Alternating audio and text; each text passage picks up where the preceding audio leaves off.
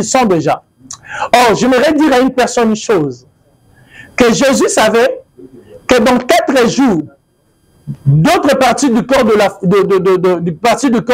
Lazare pourraient se décomposer, mais il y avait une partie tellement essentielle qui n'était pas encore décomposée. C'était quelle partie? C'était l'oreille. Parce que l'oreille ne se décompose pas après 4 jours. Jésus savait que dans les 4 jours-là, les yeux, Lazare n'aura plus de beaux yeux. Jésus savait que dans les 4 jours-là, Lazare peut-être, la chair va commencer déjà à se décomposer. Mais Jésus savait même après 4 jours, l'oreille de Lazare avait toujours la possibilité d'écouter la voix de Jésus. Temps de la parole. Temps de la parole. Bonjour, bonsoir, chers internautes. Cela dépend de l'heure que vous nous suivez. Que le bon Dieu vous bénisse, que l'Éternel Dieu vous fasse du bien. C'est votre humble serviteur, le prophète Christian Epikaïzo. Je vous salue de la part du Seigneur Jésus-Christ. Soyez bénis là où vous êtes, à la maison, au bureau et partout. Vous nous suivez partout dans le monde. C'est depuis la République démocratique du Congo, ville de Kinshasa, que je suis en train de vous saluer. Merci beaucoup. Comme d'habitude, nous voulons partager aussi un petit thématique, que nous voulons partager la connaissance de la parole de Dieu. Et cette parole, je crois, ça va bénir beaucoup de personnes, beaucoup de chrétiens, chrétiennes, partout où vous nous suivez. Que l'Éternel Dieu vous bénisse. Vous êtes à Luanda, vous êtes au Congo-Brazzaville. Quand je parle de Congo-Brazzaville, ça me fait passer toujours à notre humoriste Herman Amissi, qui les a demandé au moment de la canne d'aller surveiller le fleuve.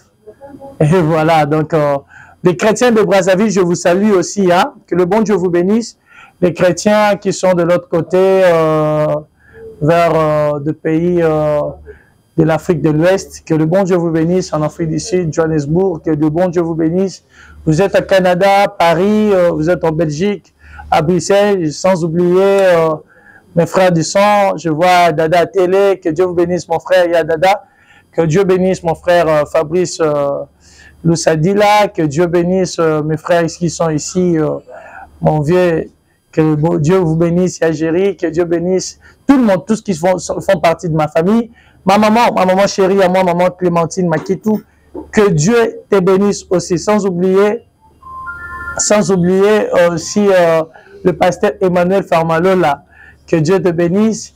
Je dédie ces missions à tous les chrétiens du monde, y compris le bishop Abimaël. Que Dieu te bénisse, bishop Abimaël. Voilà.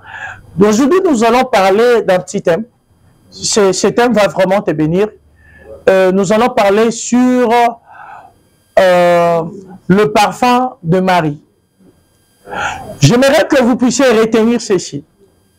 Que Marie, qui était venue verser le parfum dans le pied de Jésus, sur le pied de Jésus, c'est même Marie était la sœur Marie qui était la sœur de Lazare. Lazare qui était ami de Jésus, Lazare, la maison où habitait Lazare, c'est la maison où le Seigneur partait manger. Le même Marie qui était la sœur de Lazare, c'était le même Marie qui avait versé le parfum plutôt sous le pied de Jésus. Alors, vous devez retenir une chose, que le jour où Marie était venue verser le parfum sous le pied de Jésus, Marie lui-même ne savait pas pourquoi il a posé cet acte. Et écoutez, même les personnes qui étaient avec Jésus, ils ont dit ceci. Pourquoi il n'a pas pris ce parfum ici, de vendre cela, et ça devait nous procurer de l'argent. C'est que ces parfums coûtaient cher. Mais Marie va prendre ces parfums. Il est venu mettre sur le pied de Jésus. Mais pose-toi la question. Pourquoi Marie avait fait cela? Qu'est-ce qui était la motivation de Marie? De prendre le parfum qui coûtait cher, de ne pas venir donner à Jésus de mettre sur son corps, mais elle est venue répandre ça sur le pied de Jésus. Et la Bible dit que l'odeur de ces parfums avait tellement pris toutes ces maisons, était remplie, bondée de l'odeur, du parfum que Marie avait amené sous le pied de Jésus. Donc, si toute la maison était remplie de cette odeur du parfum, à un moment, l'odeur du parfum devait sortir, quitter la maison. À un moment, les gens qui étaient là pouvaient oublier l'odeur de cet parfum, mais le nez de Jésus n'a pas oublié l'odeur de ces parfums. Et vous allez voir maintenant les conséquences de cet acte. Un jour, Marie avait aussi un frère qui s'appelait Lazare. Lazare est tombé malade, Lazare est mort. Et lorsque Lazare est mort, Jésus-Christ est venu, il a dit à ses disciples, allons aujourd'hui parce que nous avons réveillé notre frère Lazare qui est mort. Par là, je ouvre une petite parenthèse. Quand tu lis la Bible, tu verras comme il y a une petite contradiction. Et cette contradiction est dans quel point? Si tu lis la Bible dit que Jésus est le premier ressuscitant entre les morts. Alors tu vas te poser la question. Mais il y a des gens qui sont ressuscités avant Jésus. Il y a une différence entre revenir à la vie et être ressuscité. Si Jésus est le premier vivant de ces ressuscitants, de revenir, le premier entre les morts de ressusciter, c'est que tous ceux qui sont morts là, ils n'étaient pas morts. Il y a une différence, ils se sont retournés à la vie, revenir à la vie, mais ils n'étaient pas ressuscités. Parce que la résurrection, la différence qui existe entre la résurrection et revenir à la vie, c'est que lorsqu'on est ressuscité pour ne plus mourir. Mais tu peux dormir et revenir à la vie. La raison pour laquelle Jésus, toute personne que Jésus a fait revenir à la vie, Jésus n'a pas déclaré qu'il était mort. Jésus a déclaré qu'il dort. La raison pour laquelle la Bible dit les morts en Christ, ils se sont reposés. Ils sont partis se reposer. Ils ne sont pas morts. La Bible ne peut dire que ceux qui sont morts en Christ sont morts. Mais la Bible dit qu'ils sont partis se reposer. Cela veut dire qu'il y a une différence entre la mort et un repos. Et voilà. Alors, Jésus va dire à ses disciples, notre frère Lazare dort et nous devons aller lui réveiller. Et lorsqu'ils arrivaient en Béthanie, il y a eu un problème. C'est que Marie et Marthe, ils avaient foi au miracle. Ils croyaient en Jésus-Christ. Mais ils savaient une chose, la foi était limitée. Ça veut dire, quant à eux, ils croyaient que Christ a le pouvoir que de donner la guérison lorsqu'une personne est malade. Ça veut dire qu'ils avaient la connaissance de Christ que dans le nom de Jéhovah Rapha, le Dieu qui guérit. Maintenant, lorsqu'ils sont arrivés devant Christ, ils ont dit à Jésus, si tu étais là, notre frère ne devait pas mourir. Parce que nous savons, tu as le pouvoir de chasser la maladie et d'accorder la guérison. Donc, si tu étais là, notre frère ne devait pas mourir. Maintenant, il est mort, cela veut dire que c'est fini. Nous ne comptons plus pour lui, c'est fini. Il est maintenant dans l'impossibilité. Il ne peut plus revenir à la vie. C'est fini pour notre frère Lazare. Mais écoutez, Jésus les a dit, il est où votre frère?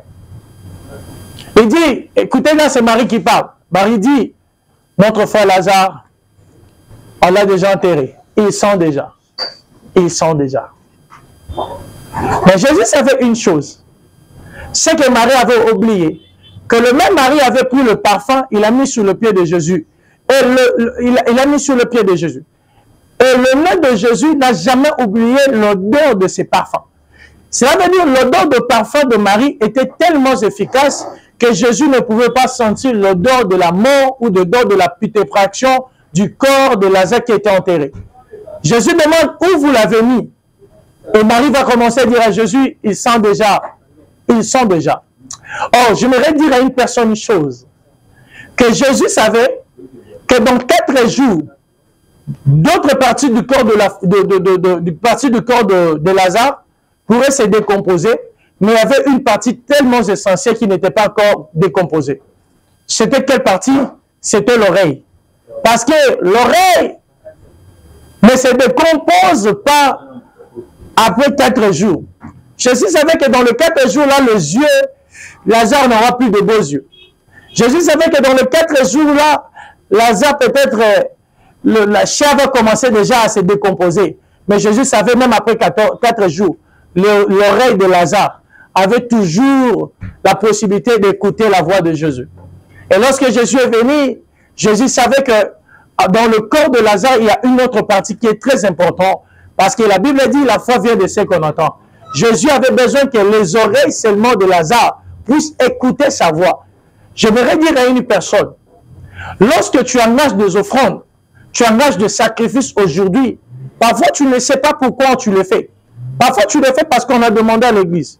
Mais quand tu le fais, ça pourrait te sauver. Sauver la vie de ton fils, sauver la vie de ta fille demain.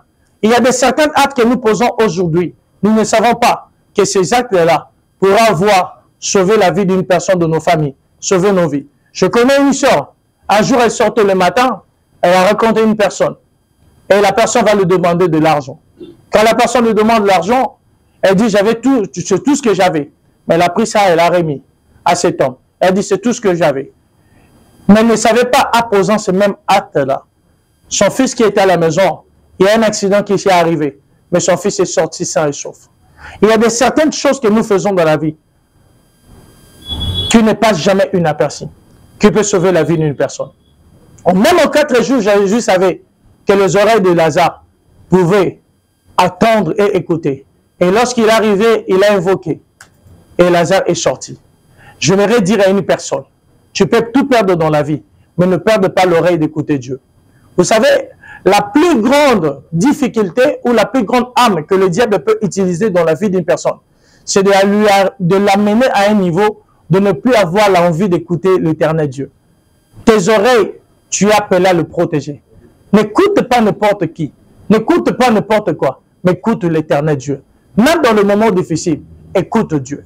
Même quand des choses ne marchent pas, écoute, semble être difficile, écoute Dieu. Même quand des choses ne marchent pas dans ta vie, écoute Dieu. L'éternel Dieu, il a la possibilité en tout. Et il y a 2 types de personnes qui ne vivent pas l'impossibilité. La toute première personne qui ne vit pas l'impossibilité, c'est Dieu. Parce que la Bible déclare, rien n'est impossible à Dieu. Et la seconde personne qui ne vit pas l'impossibilité, c'est la personne qui a la foi. La raison pour laquelle Jésus-Christ dit ceci, si vous avez la foi comme le grain de sénévé, vous pouvez déplacer ces montagnes. Or, Jésus ne parlait pas de montagnes comme nous voyons de Manguengengé. Il ne parlait pas de montagnes comme de Lusizil. Il ne parlait pas de montagnes comme nous voyons de Intendance. Mais Jésus parlait de lui-même comme une montagne. Il parlait de lui-même comme une montagne. Jésus dit ceci, si vous avez la foi comme le grain de sénévé, vous pouvez déplacer ces montagnes. Or, comment tu vas me poser la question, Jésus était une montagne? Je te dis, Jésus était la montagne. Comment une montagne? Parce que la montagne, il y a 2 types de montagnes. Et il y a la montagne de rochers et aussi la montagne de sable de la terre. La raison pour laquelle, le jour où Dieu était en train de maudire, donc, lorsque Dieu était en train de maudire Adam, Dieu a dit ceci à Adam. Adam, je te maudis. À la place de la malédiction de Adam, Dieu a maudit la terre. Il a dit la terre portera des épines. Mais je voudrais te dire une chose, que la terre n'a jamais porté des épines. Parce que les épines sortent de l'arbre. Or, l'arbre, Dieu l'avait créé. La terre ne produit pas des épines. Mais cette malédiction devait être attachée. Or, la terre que Dieu parlait, ce n'était pas la terre que nous voyons ici. Mais c'était la terre d'un homme. Or, un jour, il y a un homme qui était à l'image de la terre. Il a porté des épines. Pendant qu'on était en train de le frapper, pendant qu'on était en train de l'amener pour le christifier, il a porté des épines. Il était cette terre qui devait porter des épines. Il était cette terre qui devait porter des épines. Alors, tu vas me dire que la montagne aussi, c'est un rocher. La montagne aussi est composée de rochers. Je te dirais qu'on l'appelle le rocher des anges, la pierre angulaire. Et ce Jésus-là, il était comme la montagne. Et il était en train de dire à ses disciples que si vous avez la foi, vous pouvez me déplacer. Déplacer où? De le faire quitter en Israël et de le envoyer sur les nations. Parce que si tu lis la Bible dans le livre d'Apocalypse, tu verras que la Bible est en train de nous parler pendant que Jean était en train de prier. Et lorsque Jean était en train de prier, il ne comprenait pas la révélation. Il a fallu qu'un ange puisse intervenir et venir devant Jean. Et cet ange qui devait venir devant Jean, cet ange devait commencer à expliquer à Jean ce qu'il était en train de voir qu'il ne comprenait pas. Et cet ange a dit à Jean que ce que toi tu ne comprends pas, c'est que la mer est à l'image, représente les nations.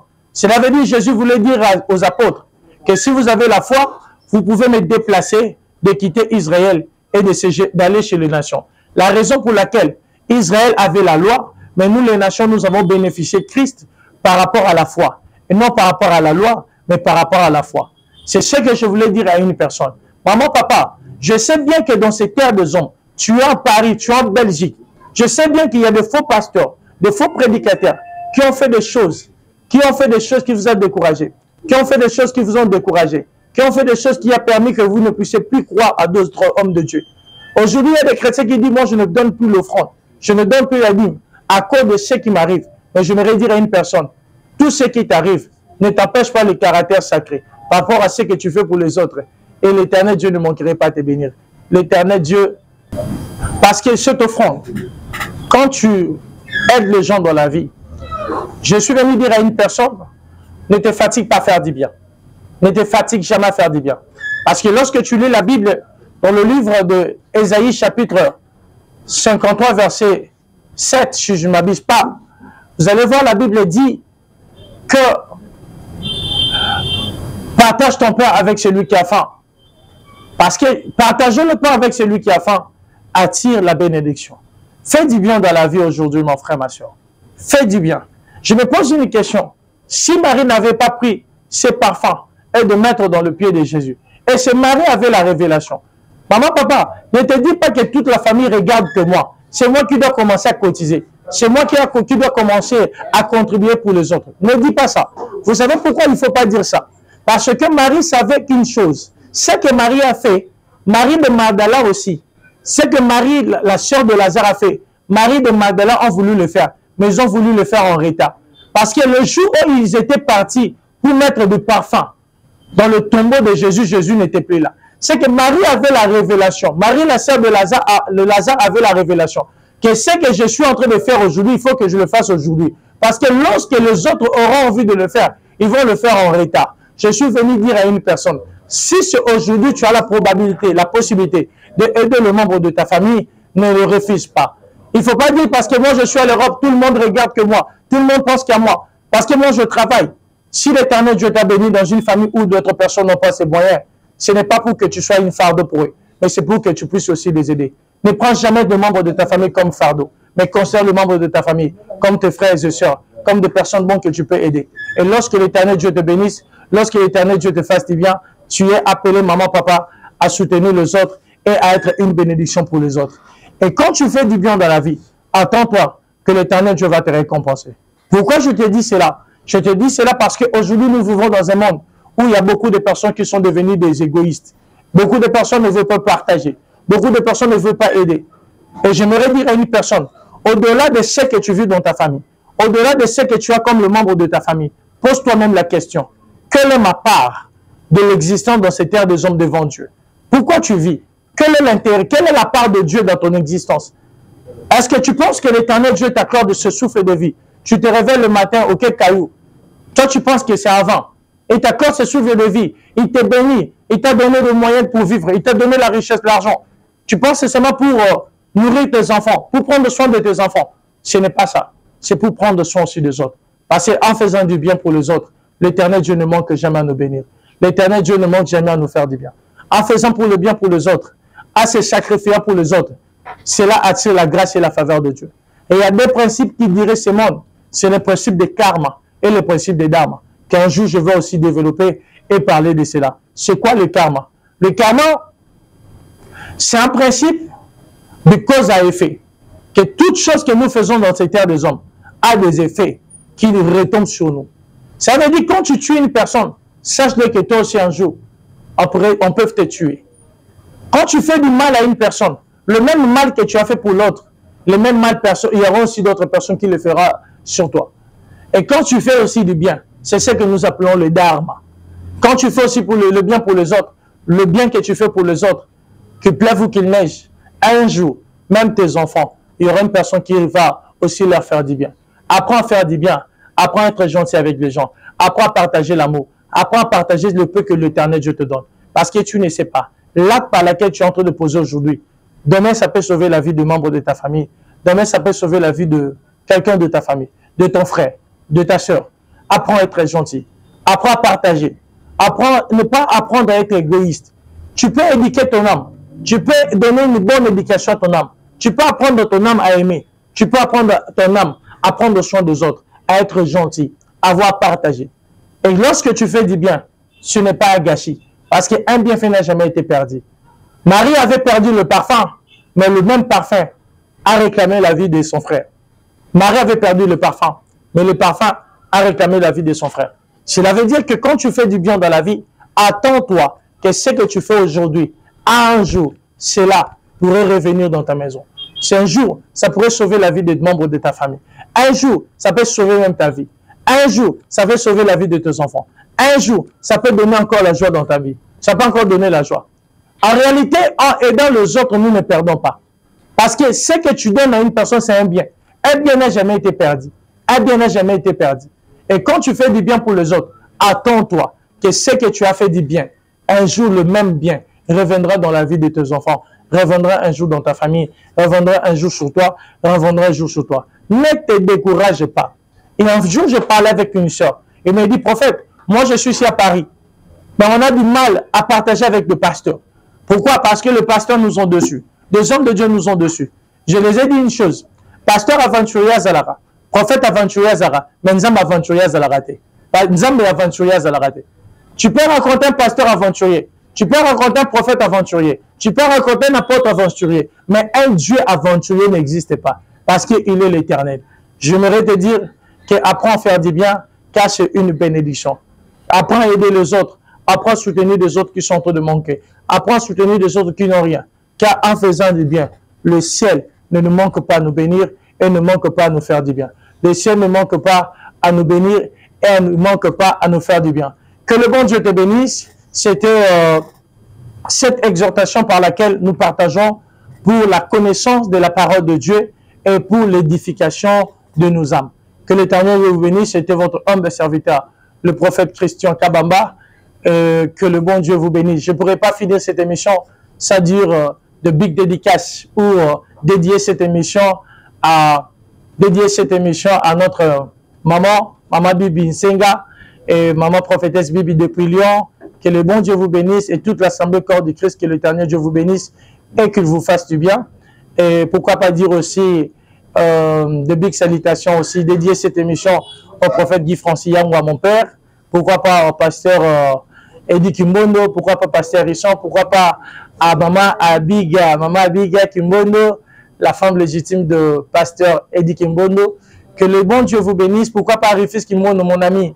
Que le bon Dieu te bénisse. Pourquoi pas à tous les hommes de Dieu au corps de Christ. Que le bon Dieu vous bénisse. Et je vous demande de vous abonner massivement. Abonnez-vous massivement et signalez le cloche de la notification afin de ne pas rater d'autres émissions pareilles par lesquelles nous partageons la connaissance, nous partageons la parole de Dieu. Restez connectés, restez bénis et à la prochaine numéro. Que le bon Dieu vous bénisse. Tu veux m'appeler, tu veux partager avec moi, mon numéro est là. Vous pouvez m'écrire sur WhatsApp, m'appeler et que le bon Dieu vous fera du bien. Que le bon Dieu vous bénisse et je vous dis bye bye. Merci.